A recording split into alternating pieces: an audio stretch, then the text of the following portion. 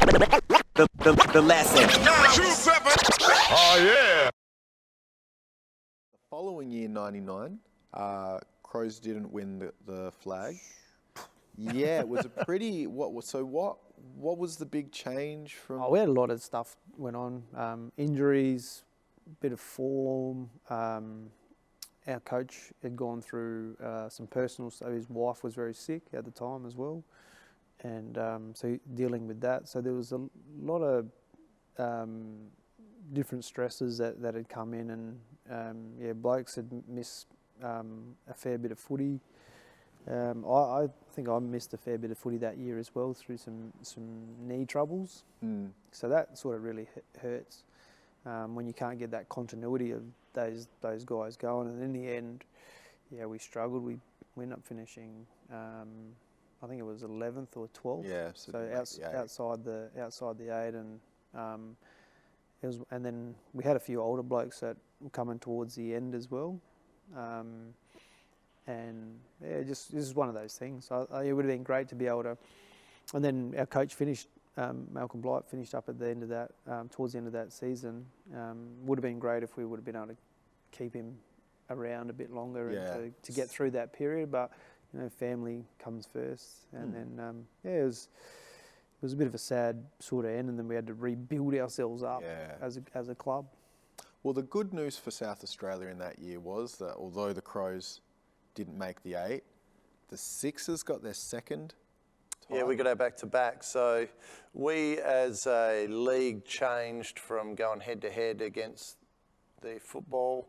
They thought it'd be a good idea to go summer. Yeah. So we nearly went back-to-back seasons. We had like a couple of months off and then went straight into the next season.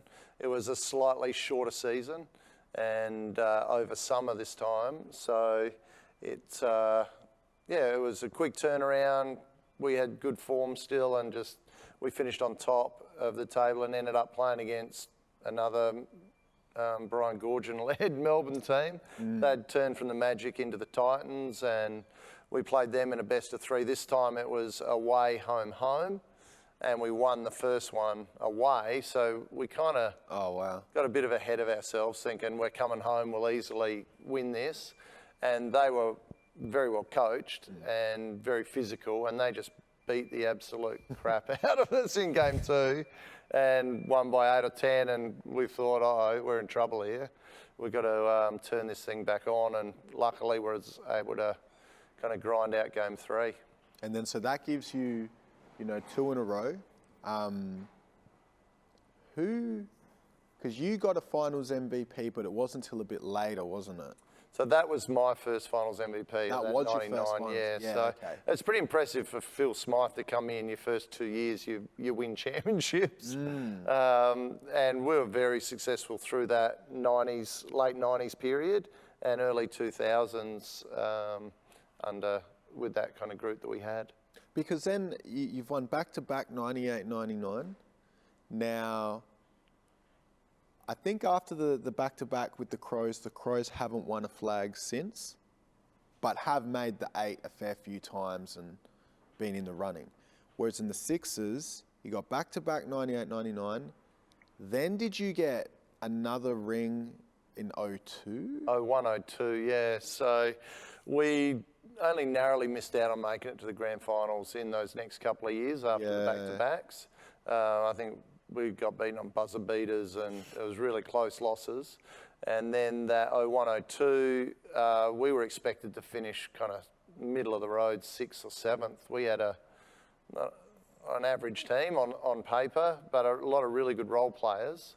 And we brought in Willie Farley. That was his first year in the league. Yeah. So we met up with him over in China, played a series against the national team, which had Yao Ming, 7'6", and they're national players, and we beat them, drew with them, and lost to them in a 3-game series. It was the first time they'd lost to a club team. So we had a really good feel. We started the year with just the 1 import, and but had a good group. We were doing pretty well. And then about halfway through the season, we brought in Matt Garrison as our second import. Yeah, I remember. And that really injected a lot of energy. And he was a really good link between our younger players and our older players. So we had a couple of teams we really struggled against, like the Melbourne Tigers and a couple other teams that we didn't match up well on, Perth that year. But the finals fell our way in the teams that we played against. And then we ended up playing against West Sydney in the grand final, and which was a team that we did match up well on. And we won the first game here, went over there, lost by 3 points in a game that we probably could have won, and then felt pretty confident coming back here for the last game, and just everything went right. We were up by 25 or something at half time. Yeah, wow. And I think we were 13 or 15 from the three. Guys like Rupert Sapwell came on off the bench and had 18 at the half. Off the bench? Off the bench. And so it was one of those games where the role players really stepped up, and he was the X factor. Yeah, okay. Pretty much the rest of us did as expected, but he was in that game three, that difference between the two. And yeah, so we ended up winning by close to 20. And did you get finals MVP? And so that was my second Larry Senstock medal in that one. Yeah, wow. And then those three titles in that bracket, me and Brooks played in all those three. No, so me and Brooks played in 98, 99. And then we had Willie Farley and Matt Garrison as our imports for that. The lesson. 927. Oh, yeah.